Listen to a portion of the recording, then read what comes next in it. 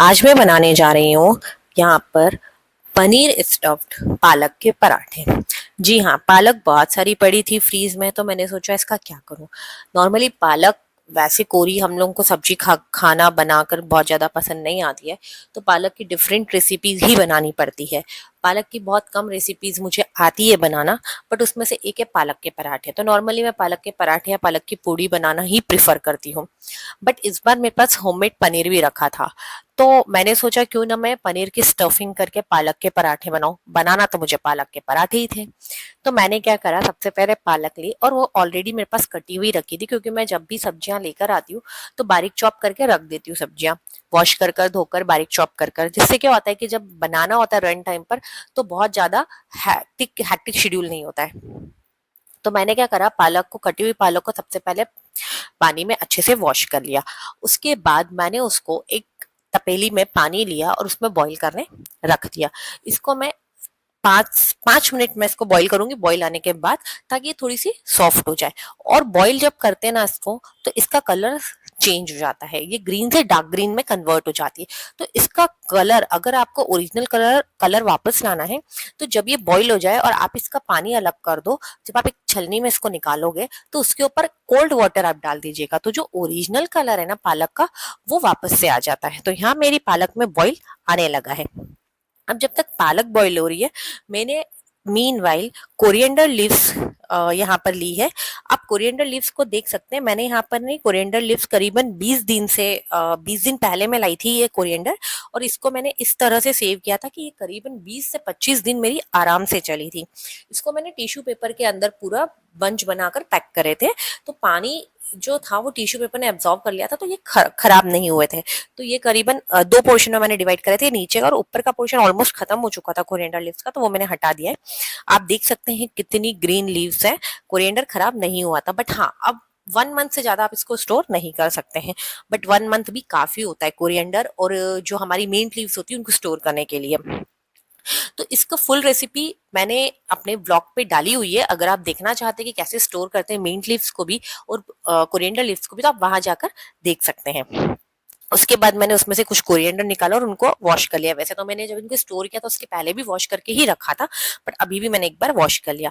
अब यहाँ पे मैंने ग्रीन चिली ली और ग्रीन चिली को भी मैं कुछ इस तरह से स्टोर करती हूँ। वैसे तो ग्रीन चिली के जो ऊपर के डंठल्स होते हैं वो हमेशा निकाल देती हूँ, बट इस बार मैंने नहीं निकाले वो। तो मैंने ग्रीन चिली भी स्टोर कर रखी थी, तो करीबन 1 मंथ चल जाती है।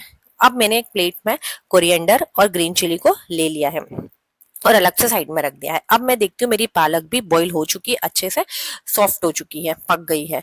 तो अब हम इसको क्या करेंगे, अब हम इसको छलनी में निकालेंगे। छलनी में निकालने के बाद हम इस पे कोल्ड वाटर डालेंगे, ताकि इसका जो कलर है वो ओरिजिनल कलर वापस से आ जाए इसके अंदर।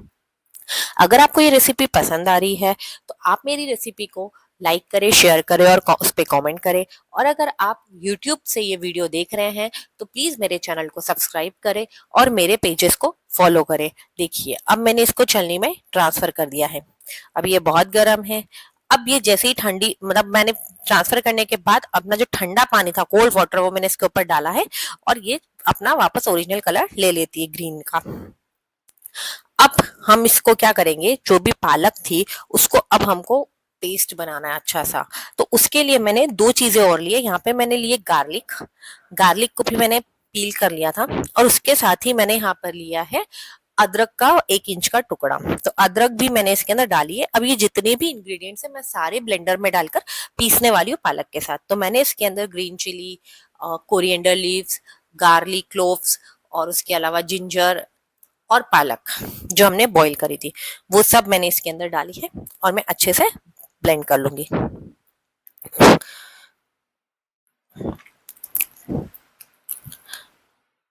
आपको पालक की कौन सी रेसिपी बहुत पसंद है मुझे कमेंट करके जरूर बताइएगा, और अगर वो रेसिपी आप मुझसे शेयर भी करेंगे तो मैं उसको बनाने का ट्राई जरूर करूंगी, क्योंकि मेरे को पालक से बहुत कम रेसिपीज बनाते आती है। तो कमेंट करके जरूर बताइएगा कि पालक के साथ और हम क्या ट्राई कर सकते हैं। तो ये सब देखिए अब मैंने ब्लेंडर में डाल दिया है। इसमें अगर आपको लगता है कि पानी की रिक्वायरमेंट थोड़ी सी रहती है, अदरवाइज वो ब्लेंड नहीं होगा प्रॉपरली, तो आप उसमें पानी का यूज कर सकते हैं। बट बहुत ज्यादा आपको पानी बहुत ज्यादा नहीं डालना है, क्योंकि जब आप इसको आटे में डालेंगे तो फिर आटा नरम होने के चांसेस रह सकते हैं। तो आप उसमें पानी थोड़ा ही डालिएगा, जितना आपको ब्लेंड करने के लिए रिक्वायर्ड है। अब मैं इसको ब्लेंड कर लूंगी। अच्छा, महीन पेस्ट बनाना है, बिल्कुल स्मूथ पेस्ट बनाना है। अदरक के जो आपने जिंजर डाली है, गार्लिक डाले, उनके पीसेस ना रहे इसके अंदर। अब मेरा पेस्ट बन के रेडी हो चुका है। अब मेरे को आटा गूंथना है, क्योंकि पालक के पराठे बनाने तो हो, गेहूं के आटे में ही मैं पालक का ये जो पेस्ट बनाई प्यूरी उसको मिक्स करने वाली हूँ। तो मैंने इसके यहाँ पे सबसे पहले आटा ले लिया है। गेहूं का आटा तो सबके यही है, तो गेहूं का आटा आप ले सकते हैं, गेहूं के आटे से ही बनाएंगे हम पराठे। अब इसमें गेहूं के आटे में भी हम कुछ इंग्रेडिएंट्स स्पाइसेस यूज करेंगे, जिससे ये और टेस्टी बनेंगे। तो यहाँ मैंने आटा लिया है, करीबन 2 से 3 कप लिया है, क्योंकि यहाँ पर मेरे आज मेंबर ज्यादा थे खाने के लिए, खाने वाले, तो मुझे आटा थोड़ा ज्यादा लगाना पड़ा। हम लोग कुल 4 मेंबर्स थे, तो उस हिसाब से मैंने आटा लिया था। तो आटे के बाद इसके अंदर अब हम सबसे पहले नमक डालेंगे, सबसे जो मेन इंग्रेडिएंट है सॉल्ट। सॉल्ट के बाद इसके अंदर हम लोग अजवाइन, और भी आप बहुत मेन है वो डालिएगा। उसके बाद मैंने इसके अंदर डाला हल्दी पाउडर, रेड चिली पाउडर,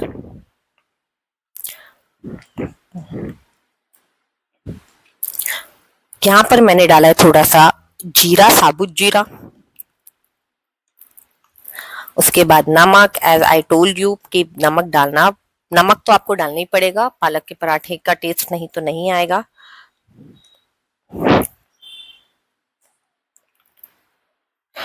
उसके बाद इसके अंदर जो जाएगा वो सौंफ का पाउडर, अगर आपके पास बना हुआ है, क्रश करी हुई सौंफ रखिए तो वो जरूर डालिएगा, बहुत अच्छा आता है।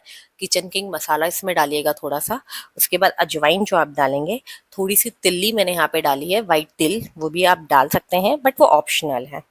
तिल नहीं होगी तो चल जाएगा, उसके बिना पराठे नहीं बनेंगे ऐसा नहीं है। यहाँ पे मैंने फिर किचन किंग मसाला डाला।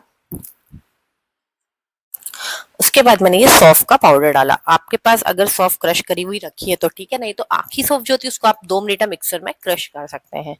उसके बाद एक और बहुत मेन इंग्रेडिएंट डाला है मैंने इसके अंदर, कसूरी मेथी डाली। उसके बाद एक मेन इंग्रेडिएंट है वो है कर्ड, दही आप जरूर डालिएगा। पराठे बहुत सॉफ्ट बनते हैं और टेस्ट तो बहुत ही इनहेंस हो जाता है। तो मेरे पास थोड़ा सा दही रखा था, तो मैंने दही का भी यहाँ पे अच्छे से यूज किया है। तो आप दही, जब भी आप बेसन के पराठे बनाते हैं, हम नमकीन और पालक के पराठे, मेथी के पराठे, तो मैं प्रिफर करती हूँ इसके अंदर 2 चीजें डालना, एक दही, और अगर एक मक्की का आटा मेरे पास होता है तो वो भी जरूर डालती हूँ, क्योंकि उससे बहुत क्रिस्पी बनते हैं। बट उस वक्त मेरे पास नहीं था, तो मैं यहाँ मक्की का आटा तो नहीं डाल पाई थी, तो मैंने दही डाला था।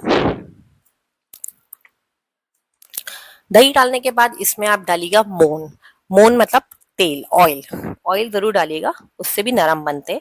और थोड़ा सा मैंने यहाँ पर बेसन डाला है, बेसन भी ऑप्शनल है, बट मैं डाल देती हूँ ताकि टेस्ट अच्छा आए बेसन से। तो यहाँ पे मैंने करीबन 2 टेबल स्पून के आसपास बेसन डाला है।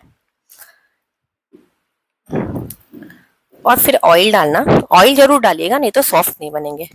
उसके बाद यहाँ पे मैंने जो प्यूरी है वो डाल दी है। उसके बाद मैंने आटा लगा लिया है, मेरा आटा बिल्कुल प्रिपेयर हो चुका है। अब यहाँ पे स्टफिंग के लिए मैंने पनीर लिया, मैंने आपको बताया था मेरे पास होममेड पनीर है, तो ये मैं इसके अंदर पनीर, ये पनीर मेकर मोल्ड है, इसके अंदर मैं पनीर जमाना प्रिफर करती हूँ, बहुत अच्छा जम जाता है। पीसेस में भी आप इसको यूज कर सकते हैं, बट अभी मुझे इसका पीसेस की जरूरत नहीं थी, अभी मुझे क्रम्बल पनीर चाहिए था, तो मैंने इसको निकाला और हाथ से अच्छे से चूरा कर लिया है। ये देखिए अच्छे से बन जाता है, ये काफी अच्छा बनता है पनीर इसके अंदर। अगर आपको ये मोल्ड पसंद आता है और आपको इसकी लिंक चाहिए, तो मेरे डिस्क्रिप्शन बॉक्स में आपको इसकी लिंक मिल जाएगी। तो यहाँ पर पनीर को मैं हाथ से चूरा करूंगी, बट ये थोड़ा बिखर रहा था तो मैंने एक बाउल ले लिया, अदरवाइज ये पूरी जगह फैल जाता। तो बाउल में मैंने ट्रांसफर कर लिया और फिर मैं इसको पूरा क्रम्बल करूंगी। हाथ से चूर सकते हैं, बहुत इजीली चूर जाता है, हमको बिल्कुल बारीक वाला नहीं चाहिए था यहाँ पे। अब इसके लिए मैंने कुछ अनियन भी चॉप कर रखे थे, तो इसमें मैंने अनियन डाल दिया। इसके बाद इसमें भी हम कुछ स्पाइसेस डालेंगे, आप अपने टेस्ट के अकॉर्डिंग डाल सकते हैं। मैंने इसके अंदर पनीर है तो पनीर के साथ ब्लैक पेपर बहुत अच्छा लगता है, टेस्ट बहुत इनहेंस करता है, तो थोड़ा सा नमक, ब्लैक पेपर और रेड चिली फ्लेक्स डाला था।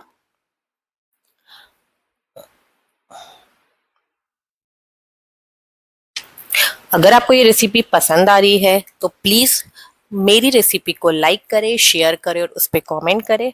और अगर आप यूट्यूब चैनल से देख रहे हैं तो चैनल को सब्सक्राइब करना ना भूलें। अगर आप इंस्टा पेज या फेसबुक पेज से देख रहे हैं तो पेजेस को फॉलो करना ना भूलें।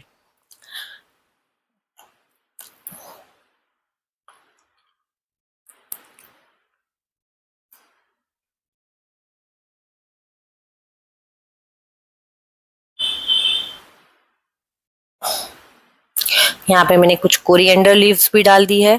ग्रीन चिली भी आप बारीक कट करके डाल सकते हैं यहाँ पे, बट वो ऑप्शनल। अगर आप रेड चिली भी डाल रहे हैं तो ग्रीन चिली आप नहीं भी डालेंगे तो चलेगा।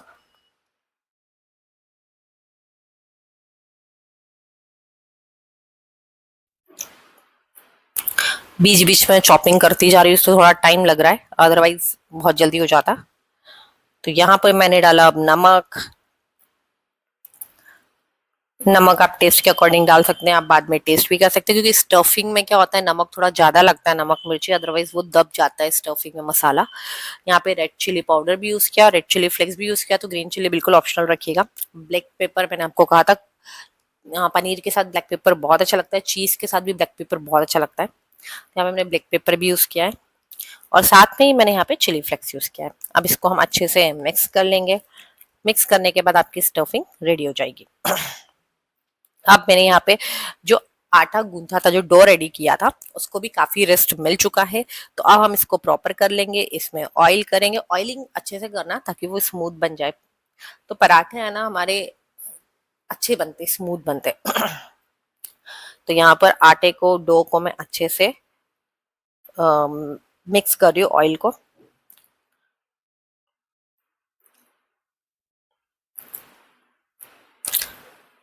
आप क्या पालक के पराठे में और क्या डालते हैं कमेंट करके जरूर बताइएगा। क्या कुछ मैंने यहाँ पे मिस किया है तो वो भी मुझे जरूर बताइएगा कि आप ये भी डाल सकते थे और अच्छा टेस्ट आता, या आपको ये डालना चाहिए था। अब मैंने एक बॉल ली है, बॉल का मैंने पराठा बेलना स्टार्ट किया, बट पराठा बेलने के पहले मैं इसको एक रोटी, अच्छे से रोटी टाइप बेलूंगी। मैंने थोड़ी सी बड़ी बॉल ली है। अब इसके ऊपर ऑयल लगाएंगे। ऑयल ऑप्शनल है, आपको लगाना है तो आप लगाइए। मैंने कुछ पराठे में लगाया था, कुछ पराठे में नहीं लगाया था, डायरेक्ट स्टफिंग कर दी थी। बट अगर आप ऑयल लगा के स्टफिंग करते तो बहुत अच्छा टेस्ट आता है। तो यहाँ पर मैंने पनीर की स्टफिंग करी है। अब स्टफिंग करने के बाद आप इसको कोई सा भी शेप दे सकते हैं। मैंने आज यहाँ पर इसको स्क्वायर शेप दिया था, मैंने पॉकेट टाइप बनाए थे, तो पॉकेट पराठे बनाए थे, बट मैंने उसको बेल लिया था ये।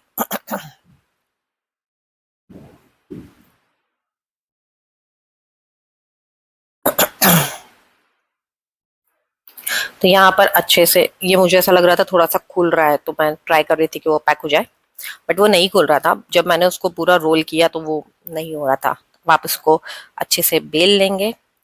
आपको यहाँ पे गोल गोल हाथ नहीं चलाने, आपको यहाँ पर आपको बार बार टर्न करना पड़ेगा, अदरवाइज वो गोल शेप ले लेगा। ठीक है। तो ये पराठा बेल चुका है। ज्यादा आपको ज्यादा बेलन लगाने की जरूरत है, ज्यादा बार भुन नहीं बेलना है। अब आप इस पराठे को बेल चुके हैं, तो अब आप इस पराठे को सेक लीजिएगा। सेकना भी ऑयल लगा कर ही है, क्योंकि हमने पूरा जो हमारा काम किया अभी तक के जितने चीजें इसमें डाली वो ऑयल के साथ ही यूज करी है। तो ऑयल के साथ ही हम इस पराठे को बनाएंगे। तवा गरम हो चुका है। अब हमने इसके अंदर डाला पराठा। पराठे को हम आगे पीछे से अच्छे से सेकेंगे, पर मैं कोशिश करती हूँ कि पहले दोनों को सेक लूँ फिर तेल लगाऊं। दोनों साइड सेकने के बाद तेल लगाओ और फिर सेको तो बहुत अच्छा क्रिस्पी पराठा बनता है।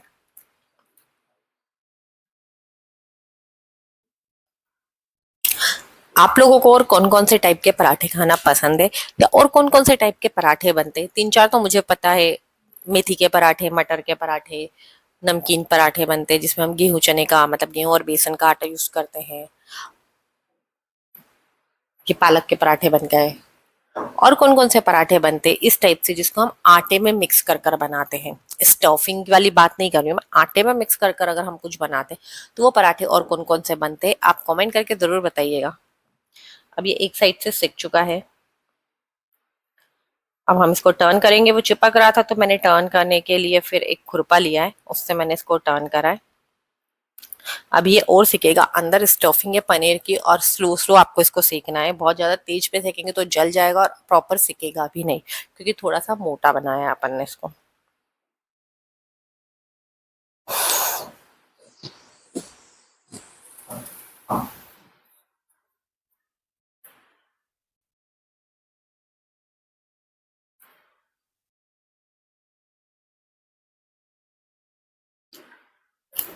और आप देख सकते हैं पीछे से बिल्कुल सील हो चुका है।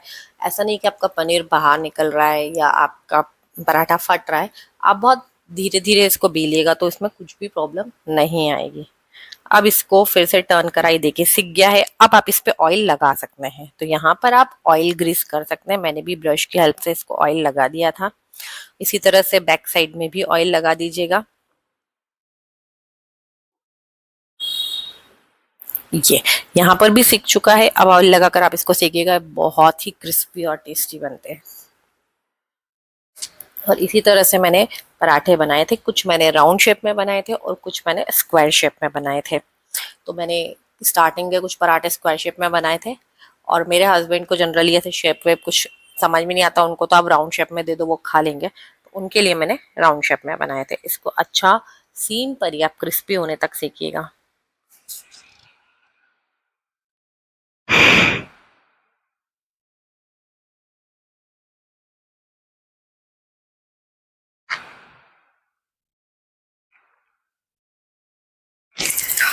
पराठा ऑलमोस्ट सिक चुका है, अंदर तक स्टफिंग भी अच्छे से पक जाती है इसमें। वैसे पनीर को ज़्यादा टाइम लगता नहीं है पकने के अंदर, खाने में बहुत टेस्टी लगते हैं ये पराठे।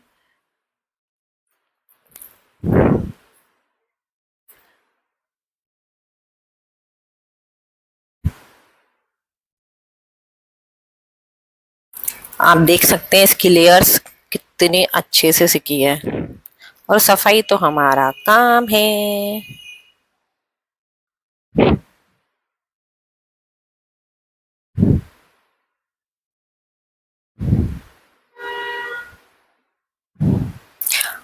अब मेरा पराठा निकल चुका है, सिक चुका है, और ये दूसरा पराठा आ चुका है। दूसरे पराठे को भी आप ऐसे ही सेकिएगा, पहले आप अच्छे से सेकिएगा दोनों साइड से, फिर उस पर ऑयलिंग करेंगे।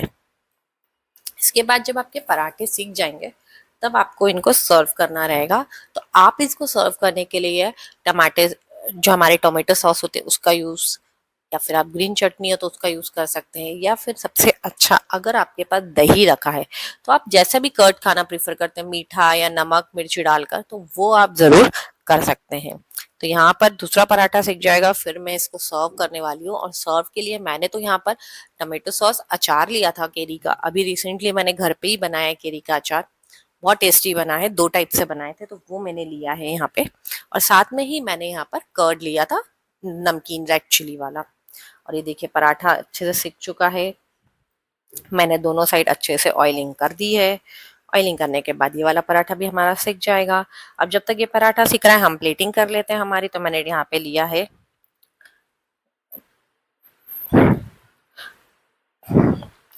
दही। अब मैंने यहाँ पे लिया है दही, दही के साथ लिया है मैंने, दही के साथ लिया है यहाँ पे टमेटो सॉस।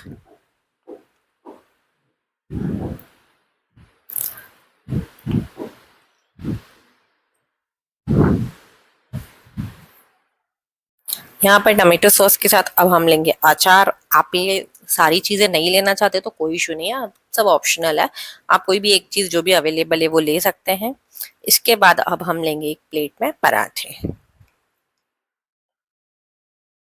आपको अगर अनियन के पीसेस भी पसंद है तो आप अनियन भी यहाँ पे ले सकते हैं, बट मुझे नहीं लगा कि पराठों के साथ अनियन की जरूरत थी तो मैंने तो नहीं लिए हैं।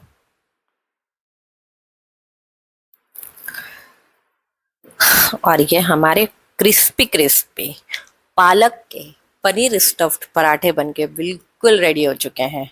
और आपके मुंह में पानी आ रहा है देख के, बहुत टेस्टी लग रहे थे पराठे। इसके ऊपर बटर मेल्ट करिए और टेस्टी लगेगा। मुझे बटर नहीं खाना था इसलिए मैंने नहीं मेल्ट करा। आप इसके ऊपर एक बटर का पीस डाल दीजिएगा गरम गरम पराठे पे, इतना टेस्टी लगेगा। मैंने भी दही में रेड चिली पाउडर और थोड़ा सा सॉल्ट डाल दिया था। और मेरी प्लेटिंग पूरी कंप्लीट हो चुकी है। अब जिसको भी आप जो भी ये खाना चाहता है वो आ सकता है और एंजॉय कर सकता है मेरे पालक के पराठे, जो कि बहुत टेस्टी थे। और मेरे बेटे को तो